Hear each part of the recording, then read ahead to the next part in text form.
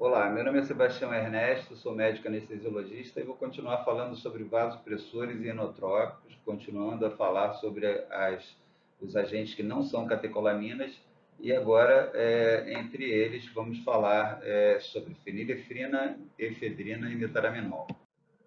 Primeiro agente na relação desse vídeo, a fenilefrina.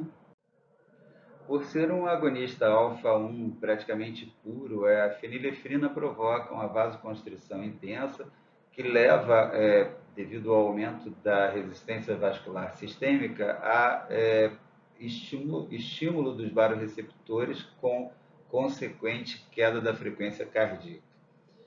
A maioria dos pacientes em doses moderadas ou elevadas apresentam redução do débito cardíaco devido a essa bradicardia associada ao aumento da resistência vascular sistêmica. Também a fenilefrina causa vasoconstrição pulmonar com aumento da pressão arterial pulmonar. As três principais indicações da fenilefrina são a hipotensão arterial, o efeito, a utilização como descongestionante nasal através da administração tópica e a utilização como midriático, todas ações que são derivadas do efeito agonista da fenilefrina nos receptores alfa-1 adrenérgicos. Importante lembrar que mesmo em doses em utilização tópica, a absorção quando aumentado, pode levar aos efeitos hemodinâmicos, com aumento da pressão arterial, diminuição da frequência cardíaca, dependendo da intensidade dessa absorção e da quantidade, pode levar aos efeitos de diminuição do débito cardíaco e aumento da pressão arterial pulmonar. É importante lembrar que a fenilefrina é muito bem indicada em situações de hipotensão arterial onde não há bradicardia. A utilização da fenilefrina em pacientes com bradicardia, mesmo com hipotensão, pode intensificar essa bradicardia devido à vasoconstrição e o efeito indireto sobre os barorreceptores, que vão então ativar o sistema parasimpático, fazendo com que essa bradicardia piore, podendo inclusive levar à sistolia. A utilização em pacientes gestantes, pacientes grávidas, segura, uma vez que há uma pequena passagem útero-placentária representada pela relação sangue fetal, sangue materno igual a 0,17. Isso significa que há pouca influência sobre a circulação fetal.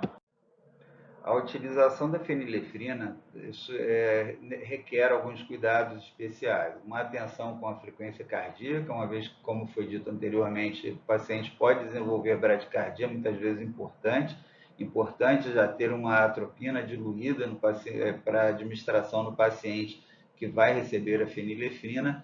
A descompensação cardíaca pode acontecer em pacientes com déficit contrátil miocárdico, ou insuficiência coronariana, que podem não suportar o aumento importante da pós-carga induzido pela vasoconstrição da fenilefrina. Há a possibilidade também de extravasamento causando necrose por vasoconstrição tecidual. A associação com a citose deve ser feita de maneira muito cuidadosa, uma vez que pode levar à hipertensão arterial, uma coisa que eventualmente é difícil de acontecer, uma vez que utilizamos a fenilefrina justamente para tratar a hipotensão. Então, mas de qualquer forma, doses mais conservadoras devem ser utilizadas na gestante que acaba de receber a ocitocina. A alergia também é possível. A alergia, quando acontece, normalmente é devido à presença do metabisulfito, que é uma substância bastante alergênica, e pacientes que têm um relato de reações alérgicas a substâncias, como anestésico local, que contenham metabisulfito, devem ser um alerta para a utilização cuidadosa da fenilefrina e a observação da resposta após essa administração. O metabisulfito também é uma preocupação maior se houver a administração inadvertida de fenilefrina como vasoconstritor na realização de anestesia de neuroeixo, uma vez que o metabisulfito também pode causar irritação neuronal. A isquemia periférica e visceral pode ser agravada nos pacientes que hipovolêmicos evoluem com hipotensão e recebem a fenilefrina como primeira medida para corrigir essa hipotensão. Então, pacientes que apresentam por algum motivo essa isquemia periférica e ou visceral, eles devem receber a fenilefrina quando necessário, mas com muito cuidado e parcimônia, observando a resposta e a necessidade de condutas associadas. Há também a possibilidade de surgimento de náuseas e vômitos após a administração da fenilefrina, provavelmente por vasoconstrição em território de zona de gatilho, que podem desencadear essa resposta. A fenilefrina vem em ampolas de 1 ml contendo 10 mg da substância. Pode ser diluída para 100 ou para 500 ml. Diluindo para 100 ml, vamos ter 100 microgramas por ml, e diluindo para 500, vamos ter 20 microgramas por ml. A dose de bolos em torno de 50 a 200 microgramas, que pode ser repetido a cada 5 minutos, caso haja necessidade, atentando sempre para a frequência cardíaca, que pode ser reduzida logo após essa administração. E caso haja necessidade de manutenção da infusão contínua, a dose é entre 0,1 e 0,75 microgramas por quilo por minuto, que deve ser administrada de maneira cuidadosa, tanto em relação aos efeitos hemodinâmicos advindos de uma possível insuficiência cardíaca, como foi comentado anteriormente, mas também a possível bradicardia que pode acontecer, e a possível descompensação do coração direito, uma vez que pode haver aumento importante da pressão arterial pulmonar com descompensação de VD. Agora vamos falar um pouco sobre a efedrina. A efedrina é uma substância vasoativa que tem ação não seletiva sobre receptores adrenérgicos alfa e beta. Tem uma ação tanto direta, embora fraca, sobre esses receptores, quando comparada com as catecolaminas, e uma ação indireta que é causada pela diminuição da recaptação de noradrenalina nos terminais nervosos, sistema nervoso central e a nível miocárdico. Esse efeito indireto parece que é predominante e leva à liberação de noradrenalina, e como impede a sua recaptação, faz com que haja uma permanência um pouco mais duradoura do efeito vasoconstritor. Porém, existe um efeito direto, tanto alfa quanto beta, que faz com que haja aumento da frequência cardíaca na utilização dessa substância. Como o efeito predominante é pela ação indireta, a taquifilaxia acaba acontecendo devido ao esgotamento dos reservatórios de noradrenalina. A falta de substituição nos carbonos 3 e 4 do anel aromático da sua fórmula estrutural faz com que haja uma diminuição da velocidade e capacidade de metabolização pela catecol-ortometiltransferase, fazendo com que a efedrina seja uma substância que possa ser utilizada em bolos ao invés de necessidade de infusão contínua, já que ela tem essa duração um pouco mais prolongada. A mesma falta de substituição nesses carbonos também faz com que a sua potência de ativação dos receptores alfa e beta seja inferior à das catecolaminas. A substituição do carbono alfa, aquele segundo carbono da cadeia não aromática, da cadeia de carbonos ligada ao anel aromático, faz com que haja uma redução também na capacidade de metabolização pela monoaminoxidase, que faz com que essa substância, também por esse mecanismo, tenha a sua ação mais duradoura. Além disso, a utilização de inibidores da monoaminoxidase ainda facilita a resposta à efedrina, intensifica a sua resposta, podendo causar efeitos deletérios devido à resposta muitas vezes extremamente exacerbada.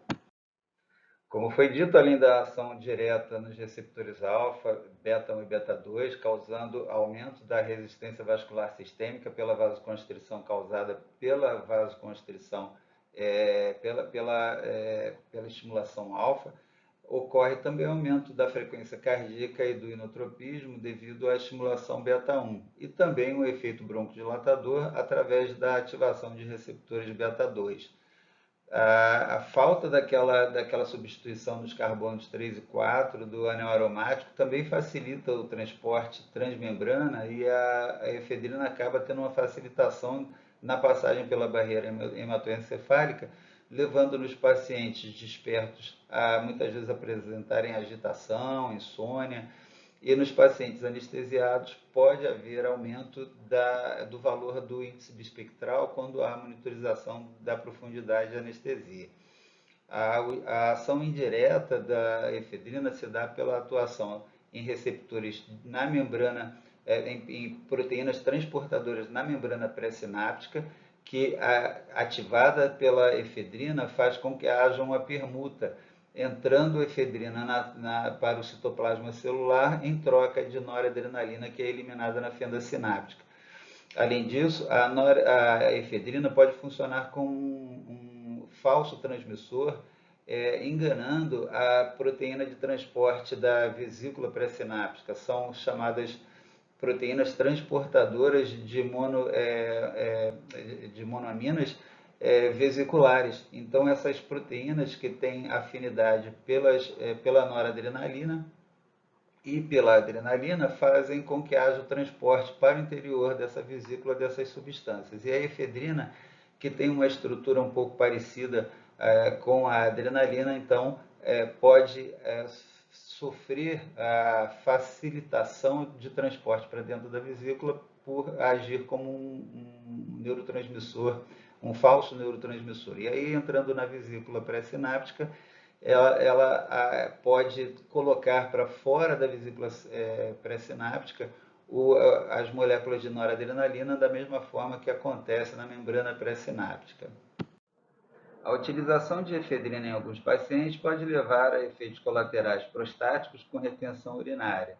Em relação à utilização na grávida, a passagem placentária é maior do que na fenilefrina, na ordem de 0,7 a relação sangue fetal-sangue materno, bem maior do que aquele apresentado pela fenilefrina.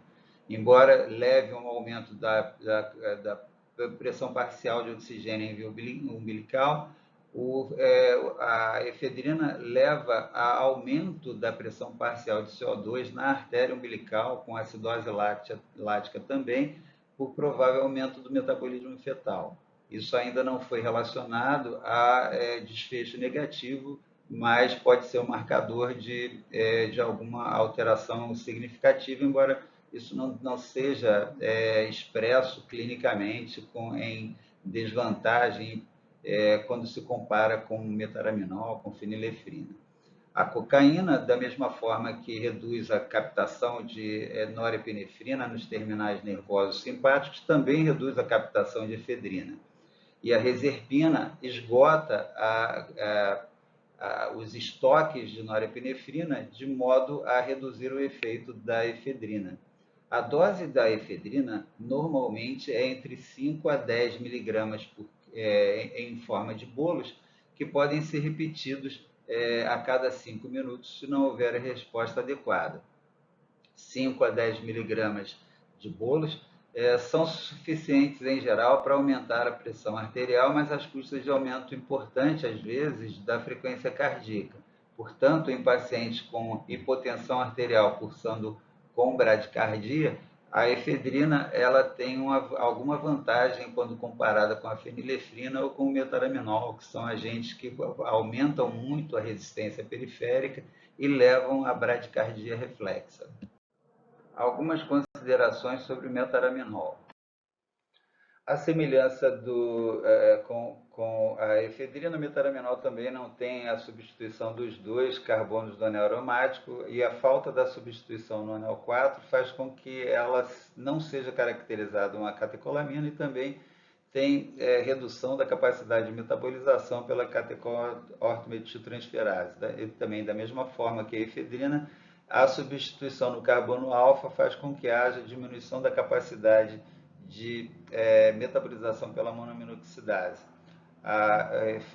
O metaraminol tem uma ação predominantemente em receptores alfa quanto à sua ação direta, mas tem uma ação predominantemente indireta pela facilitação da liberação de noradrenalina na fenda sináptica, fazendo com que haja então a perpetuação do efeito vasoconstritor. Isso faz com que o metaraminol, embora com menos potência, tenha uma ação parecida com a da noradrenalina. Aumenta a resistência vascular periférica, tende a manter ou diminuir o débito cardíaco devido ao aumento da pós-carga, e também essa resistência vascular periférica aumentada faz com que haja estímulo dos baroreceptores com a queda da pressão da frequência cardíaca.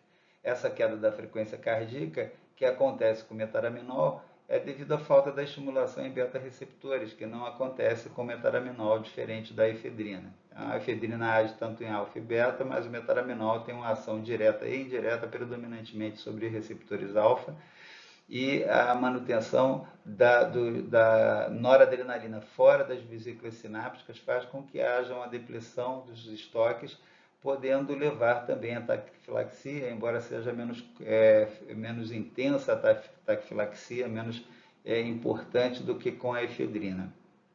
Há também a passagem do metaraminol para o interior das vesículas pré-sinápticas pela atuação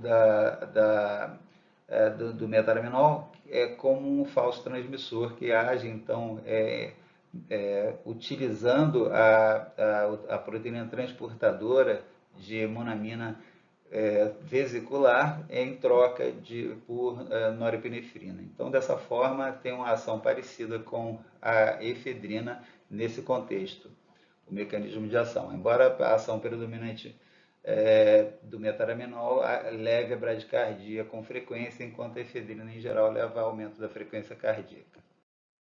Em relação à farmacocinética do metaraminol, ele tem uma meia-vida de cerca de 48 minutos, a meia-vida alfa, aquela de distribuição, porém tem uma meia-vida de redistribuição de cerca de 5 a 6 horas. Costuma ser eliminado sem metabolização, tem uma ligação proteica de 45% e há uma ação que dura em torno de 10 minutos. A utilização do metaraminol através da diluição da ampola de 1 ml com 10 mg para 10 ou 20 ml, mantendo uma dose de administração em bolos de meio miligrama, com muito cuidado, sempre com a atropina já preparada, porque o metaraminol, devido à sua intensa vasoconstrição em alguns pacientes, acaba gerando uma bradicardia importante. Então, reforçando a farmacodinâmica do metaraminol, as custas de ação direta mais ação indireta. A ação direta menos importante, já que é uma substância com potência menor do que as catecolaminas, e tem uma ação praticamente só em receptores alfa-1, aumentando a resistência vascular sistêmica, provocando a queda do débito cardíaco em algumas situações, e muitas vezes também estimulando baroreceptores com queda da frequência cardíaca. A ação indireta mais importante se dá pelo deslocamento da noradrenalina das vesículas pré-sinápticas, onde o metaraminol também pode agir como um falso neurotransmissor, entrando na vesícula pré-sináptica através da proteína de transporte vesicular. E, como foi dito anteriormente, tanto em relação ao metaraminol quanto em relação à efedrina, pode acontecer taquifilaxia, embora com a metaraminol seja menos importante, ou seja, com a repetição da dose, há a possibilidade de necessitar de dose maior para conseguir a mesma resposta. Então, a utilização do metaraminol leva ao aumento da pressão arterial às custas de vasoconstrição, pode haver queda da frequência cardíaca e pode haver queda do débito cardíaco, principalmente em pacientes com reserva miocárdica inferior. Sempre quando for utilizar o metaraminol, é importante ter a atropina já preparada. É muito frequente o paciente fazer bradicardia importante, e inclusive em pacientes que não tenham, em lugares onde não haja opção de outro vasoconstritor e a frequência cardíaca do paciente não esteja ideal, esteja abaixo do ideal, se houver necessidade de usar o metaraminol, é importante já fazer a atropina preventivamente, o que muitas vezes, inclusive, já melhora o quadro hemodinâmico do paciente. Mas sempre estar preparado para a bradicardia que pode acontecer. Terminamos então essa pincelada sobre os vasopressores mais utilizados em clínica, principalmente em situação de anestesia regional, a anestesia do neuroeixo, onde a necessidade de vasopressor é frequente, mas costuma haver uma resposta mais facilitada, sem necessidade de intervenções mais agressivas, como por exemplo, acesso central, drogas vasoativas de ação mais potente, como a dobutamina, ou a noradrenalina. Então, a efedrina, fenilefrina e metaraminol são realmente substâncias mais utilizadas nesse contexto e sendo no Brasil com mais frequência a efedrina e o metaraminol. Espero que tenham gostado do conteúdo, muito obrigado. E se gostaram, deem um like, compartilhem e acessem nosso canal. Abraço.